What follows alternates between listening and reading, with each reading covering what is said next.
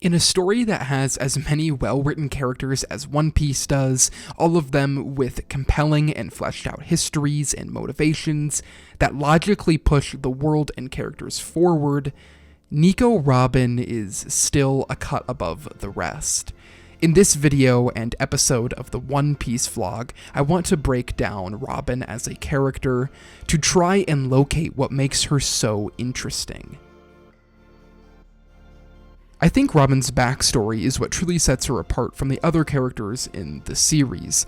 Previously, I've talked about how good Oda is at crafting a backstory around a character, and you see this earlier in the Water 7 arc with Frankie.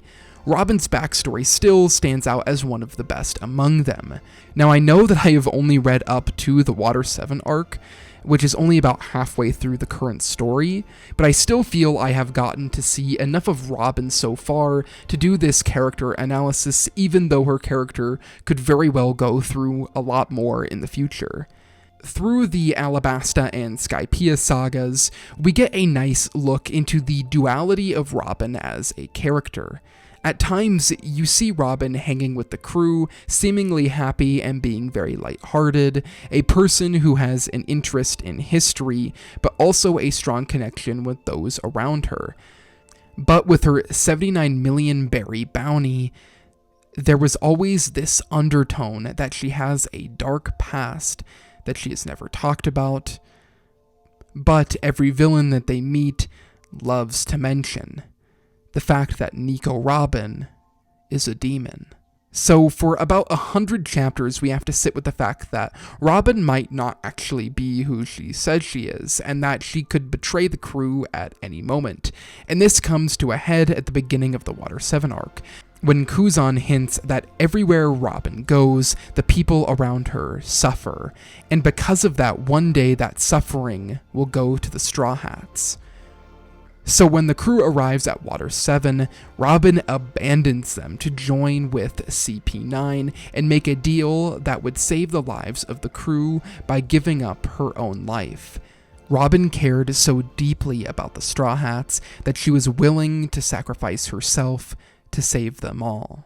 Then we learn everything about Robin and how the duality of her characters stems from the loneliness of her past and the misleading information around her as a person. The irony of Robin is that she is constantly searching for the lost history, but she has been accused by the government that she wants to use the weapon that would come along with that.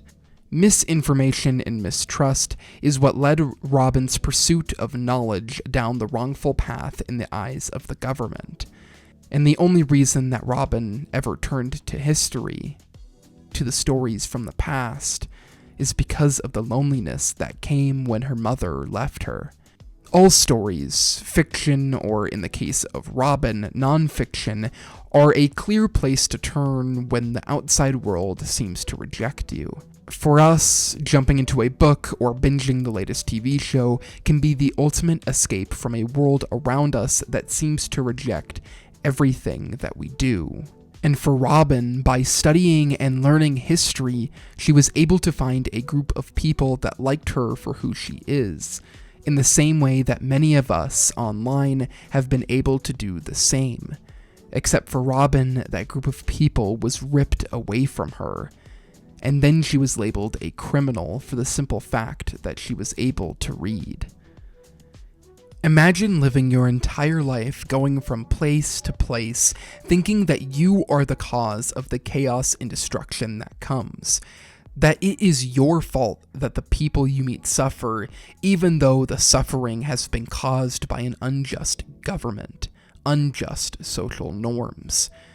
Yet you keep going, searching for a new group of people who will like you for who you are and not what you bring to the table. And when you finally find that group of people, the destruction still follows. And so you think the only way to save them is to give up your life to the unjust people who started it all. That is the life of Nico Robin, a person whose pursuit of knowledge and companionship has led the people in power to misconstrue her as a person, twisting a picture of a young girl who wants to be loved into a demon who could destroy the world. That is the duality of Nico Robin, and it has turned her into one of the strongest and smartest characters in this often cruel world. But because of the Straw Hats, she still has hope that she can continue to develop empathy for others, search for the lost history, and have the friends that accept her for who she is, like she has always wanted. It is the empathy for Robin, a person who has constantly been rejected by this cruel world, that makes her final plea to live hit so hard at Ennis Lobby. Robin has become the most compelling member of the crew because she struggles so much to give herself to it. In my last episode of the vlog, I brought up that Usopp doesn't feel like he is a member of the crew, that he is as good as his peers because he isn't as strong as them. For Robin, she isn't willing to fully give herself to the crew to identify as one of them out of fear that she may cause the destruction of them. Internally, she knows that is not the case, that she is not a demon, but just a person who has been scorned by the isolation and lies of her life. And then we get the moment where Robin and Usopp both shed out of their anxiety of their peers and become full members of the crew. The great irony, again, with Robin is that she is constantly looking for a true history in the world, but she defines herself by the false history and stories of the people around her. She buys into the idea that she has no agency, that she is destined to the same fate. But throughout the persistence of the Straw Hat crew, she comes to terms with what she has always known, what she has always believed, that she wants to live, and that she deserves to live just like everyone else. That is the beauty of Robin's character and why she is my favorite in the series so far. I hope you guys enjoyed this more video essay style video for this episode of the One Piece vlog. Robin is just an absolutely interesting character, and I couldn't resist making a video on her. If you liked this character breakdown, I can definitely do more of them in the future, so comment down below and let me know if there's another character you want me to talk about, or if you want me to do more of these style of videos later in the vlog. The next video should be more on the Water 7 arc as a whole, as I'm almost done reading it at the time of recording this video. I hope you guys enjoyed this video. There will be new episodes of the One Piece vlog out every Thursday, so look out for that. And I hope to see you in the next one.